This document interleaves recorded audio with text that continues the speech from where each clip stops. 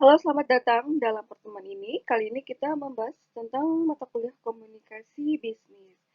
Materi ini adalah bagian dari pertemuan 3, tapi sebelumnya tolong subscribe Elita LTV. Terima kasih yang sudah subscribe ya. Nah, berikut komunikasi, organisasi, dan lintas budaya.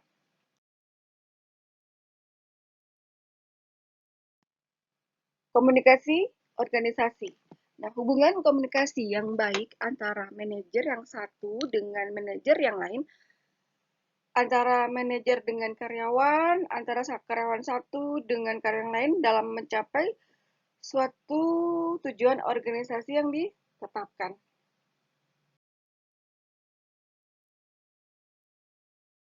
Kita lihat peran manajer atau manajer role. Ini ada interpersonal roles ya. Di sini ada figure, ada leader, dan leader. Leader itu adalah penghubung ya, dan figur itu adalah sebuah figur dan leader itu ya pemimpin. Nah, untuk informational roles itu ada monitor, ada disseminator, dan spokesperson. Dan untuk yang berikut ada educational roles, itu ada entrepreneur, ada distribution handler, ada resource allocator, dan negotiator.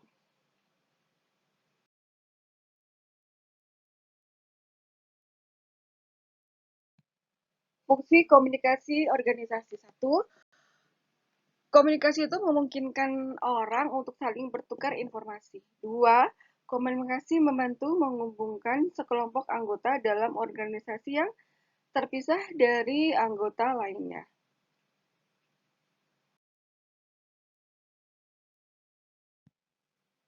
Kegiatan pertukaran informasi. Satu, kita menetapkan tujuan. Kemudian dua, membuat dan melaksanakan keputusan. Tiga, mengukur prestasi kerja. Empat, merekrut dan mengembangkan staf.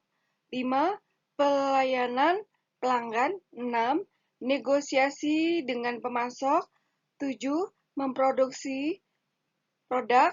8, berintegrasi dengan peraturan yang ada. Di sini kita lihat ya, ada source ya, kemudian ada bagaimana dia berinteraksi dengan biru itu kepada orang lain, dan kemudian ada terjadi komunikasi kepada owner, kemudian dapat source, sama kemudian feedback kembali kepada yang source atau sumbernya itu.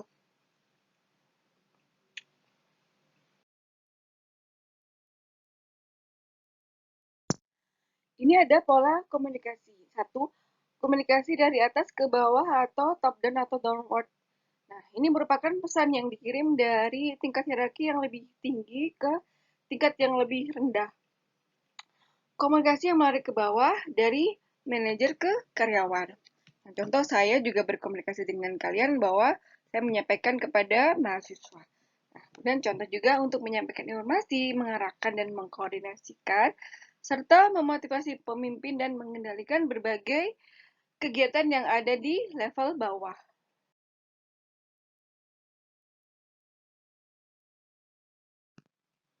Dua, komunikasi dari bawah ke atas atau bottom up atau upward. Ini merupakan pesan yang dikirim dari tingkat hierarki yang lebih rendah ke tingkat yang lebih tinggi. Terus komunikasi yang mengalir ke atas dari karyawan ke manajer. Contoh, kalian menyampaikan tugas kepada saya itu juga komunikasi dari bawah ke atas.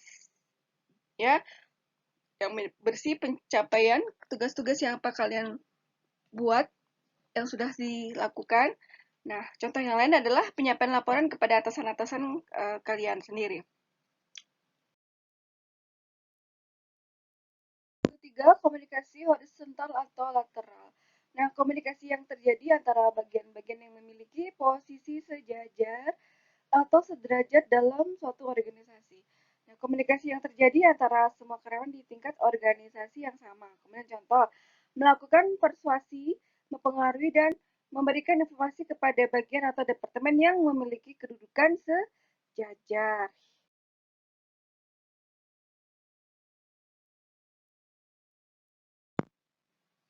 Yang keempat adalah komunikasi diagonal. Nah, komunikasi ini melibatkan antara dua tingkat atau level yang dalam organisasi yang berbeda. Nah, komunikasi yang memotong bidang kerja dan tingkatan organisasi juga. Nah, contoh, ini ada komunikasi formal antara manajer pemasaran dengan bagian produksi. Terus kemudian antara manajer produksi dengan bagian promosi.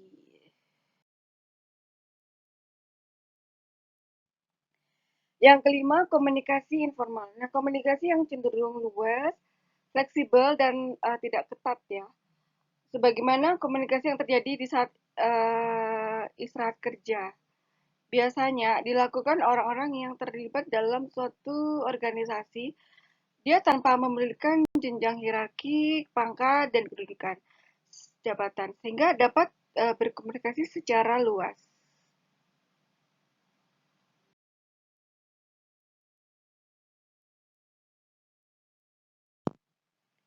Berikut mengelola komunikasi organisasi satu, penanganan pesan-pesan rutin ya, untuk mengurangi jumlah pesan, kemudian instruksi yang jelas, mendelegasikan tanggung jawab, dan pastinya melatih petugas.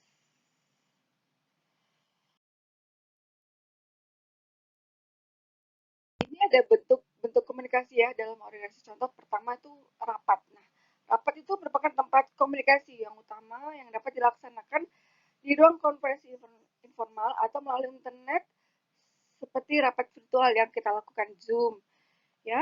Nah, ini untuk membuat rapat lebih betul ada 4 tugas. Pertama, putuskan tujuannya untuk apa rapatnya, terjadinya itu untuk apa tujuannya.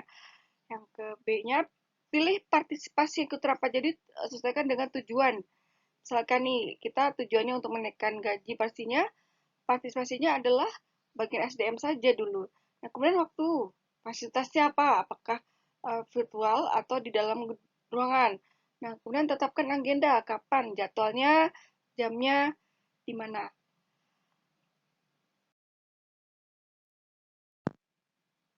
Yang kedua, memimpin dan berpartisipasi dalam rapat. Setiap orang itu mempunyai tanggung jawab yang sama untuk melaksanakan rapat dengan sukses. A.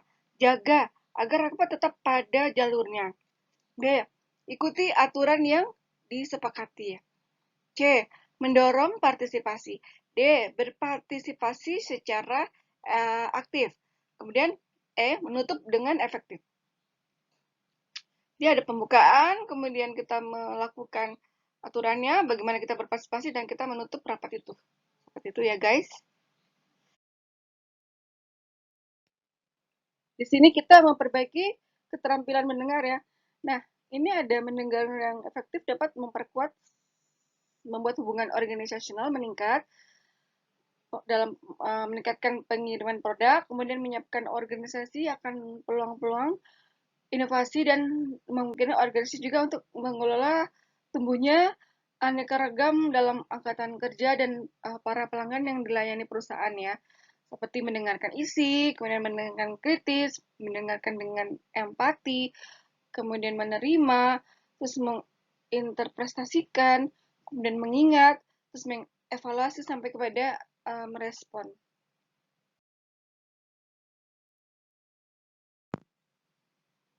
Di sini ada poin untuk meningkatkan keterampilan komunikasi organisasi. Nah, keterampilan khusus yang diperlukan dalam komunikasi bisnis dalam organisasi itu seperti membaca, mendengarkan, terus membuat percakapannya menarik, melakukan wawancara, berdiskusi pada kelompok-kelompok kecil.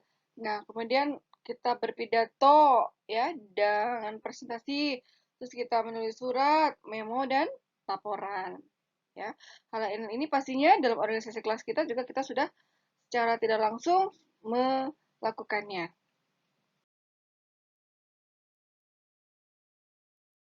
Berikut hambatan-hambatan komunikasi dalam organisasi. Kita lihat ya satu, hambatan organisasi ini ada tingkatan hierarki, wewenang manajerial sampai kepada spesialisasi. Yang kedua, hambatan antar pribadi. Itu dengan cara mendengar apa yang kita ingin dengar, mengabaikan informasi yang bertentangan dengan apa yang kita ketahui sampai kepada menilai sumber.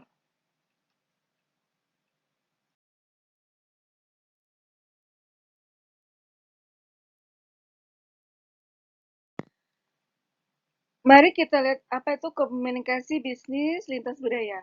Nah, budaya itu didefinisikan sebagai sekumpulan pengalaman hidup yang ada dalam masyarakat mereka sendiri seperti Leman, Hamster, dan Betty. Kemudian sistem sharing atas simbol-simbol kepercayaan, sikap, nilai-nilai, harapan, dan norma-norma untuk berperilaku. Itu menurut Brown and Teal. Dan kemudian sini juga ada pemrograman kolektif atas pikiran yang pastinya membedakan anggota suatu kategori orang dan kategori lainnya itu menurut Hofstede. Tipikal karakteristik perilaku dalam suatu kelompok itu menurut Murphy dan Hildebrand. Nah, dan ada seperangkat nilai-nilai inti, kepercayaan standar, pengetahuan, moral, hukum, dan perilaku yang disampaikan oleh individu-individu dan masyarakat itu menentukan bagaimana seseorang bertindak, berperasaan, sampai kepada memandang dirinya serta orang lain ini menurut Michel.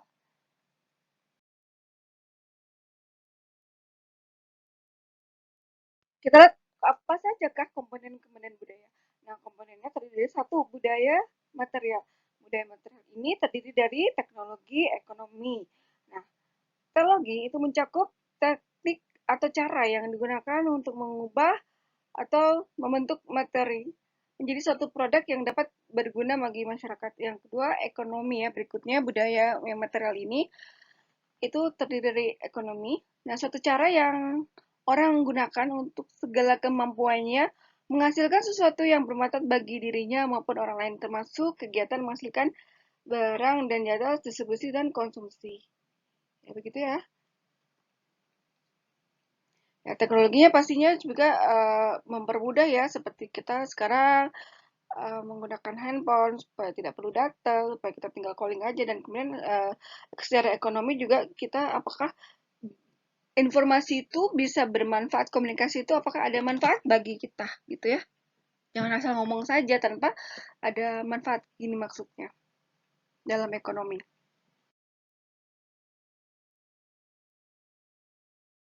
Kedua, organisasi sosial. Nah, ini suatu lembaga yang berkaitan dengan cara bagaimana seseorang berhubungan dengan orang lain. Ya, dia mengorganisasikan kegiatan mereka untuk dapat hidup secara harmonis dengan yang lain dan mengajar perilaku yang dapat diterima oleh generasi berikutnya. Nah, yang kedua ini ada sistem kepercayaan atau keyakinan.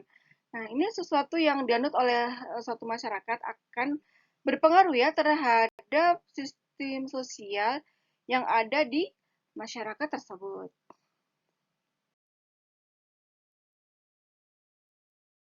Yang berikut ini adalah 4 estetika.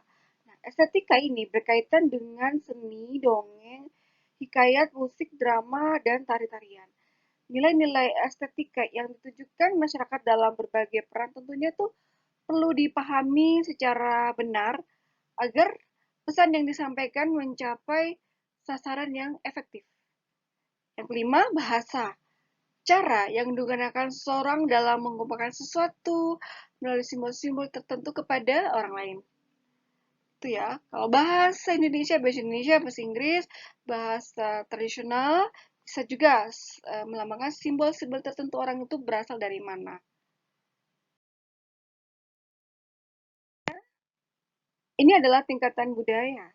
Nah, tingkatan budaya terdiri dari satu, formal, tradisi atau kebiasaan yang dilakukan oleh suatu masyarakat yang turun-temurun dari suatu organisasi ke generasi berikut, dari suatu generasi ya, maksudnya dari suatu organisasi kepada bawahnya juga bisa, tapi dari suatu generasi ke generasi berikutnya juga bisa, dan hal ini bersifat formal atau resmi.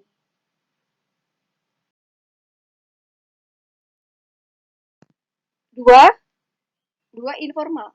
Nah, informalnya adalah budaya yang lebih banyak diteruskan oleh suatu masyarakat ke generasi berikutnya melalui apa yang didengar, dilihat, dipakai atau digunakan dan dilakukan tanpa diketahui alasan mengapa hal itu dilakukan.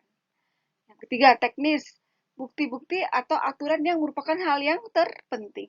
Nah, ini terdapat penjelasan logis ya mengapa sesuatu harus dilakukan dan yang lain tidak boleh dilakukan.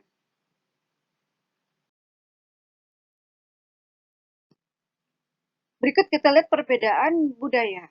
Nah, perbedaan antar budaya itu biasanya menyangkut satu, nilai-nilai sosial, dua, peran dan status, tiga, pengambilan keputusan, empat, konsep waktu, lima, konsep jarak komunikasi, enam, konteks budaya, tujuh, bahasa tubuh, 8. Perilaku sosial. 9. Perilaku etis. 10. Perbedaan budaya perusahaan. Kita lihat ini sini ada komunikasi bisnis lintas budaya. Nah, komunikasi ini yang digunakan dalam dunia bisnis, baik komunikasi verbal maupun non-verbal, dengan memperhatikan faktor-faktor budaya di suatu daerah, wilayah, atau negara ya. Jadi dilihat budayanya masing-masing, misalnya budaya Betawi, budaya Sunda, itu kan komunikasi kantornya yang berada pada daerah tersebut itu pasti bisnis lintas budayanya berbeda seperti itu. Untuk pentingnya komunikasi lintas budaya itu A sebagai pertukaran informasi antar negara atau wilayah, ya. B mempererat hubungan kerjasama antar negara atau wilayah. Kemudian C memenuhi kebutuhan suatu negara atau wilayah. Nah, kombinasi lintas budaya ini juga bahasa Indonesia, bahasa Inggris, dan dia juga non-verbal dan verbal itu kan sesuaikan dengan budaya masing-masing biar tidak apa supaya tidak terjadi salah paham. Karena budaya berbeda jelas bisa diartikan berbeda, ya. Dengan adanya komunikasi diharapkan tidak seperti itu. Karena pastinya penting untuk komunikasi lintas budaya dengan ABC tersebut.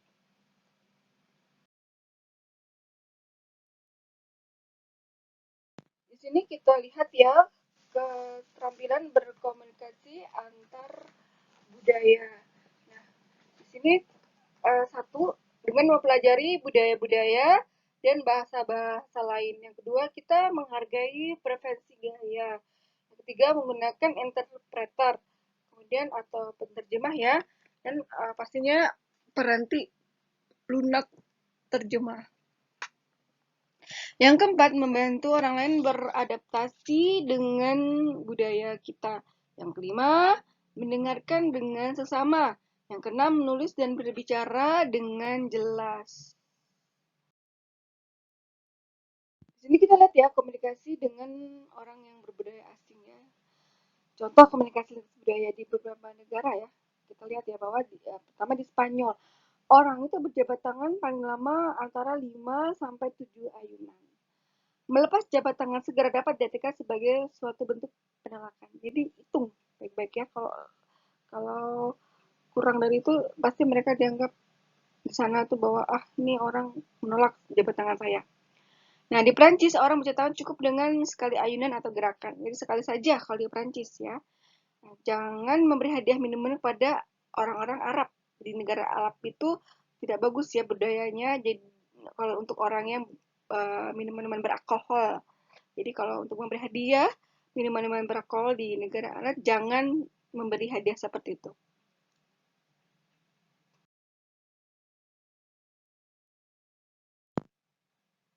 Di Pakistan dan negara-negara yang mayoritas berpenduduk muslim, jangan heran kalau di tengah-tengah suatu pertemuan bisnis mereka minta izin keluar untuk menunaikan ibadah sholat. Karena setiap orang muslim itu wajib ibadah sholat 5 waktu. Nah, pasti Anda dianggap menghina tuan rumah jika Anda menolak tawaran makanan, minuman, atau setiap bentuk kebaikan di negara-negara Arab. Namun ada juga jangan cepat menerima segala bentuk tawaran tersebut. Kalau mau menolak suatu tawaran, tolaklah dengan cara yang sopan. Nah, tekankan usia perusahaan Anda ketika berhubungan bisnis dengan pengusaha di Jerman, Belanda, dan Swiss.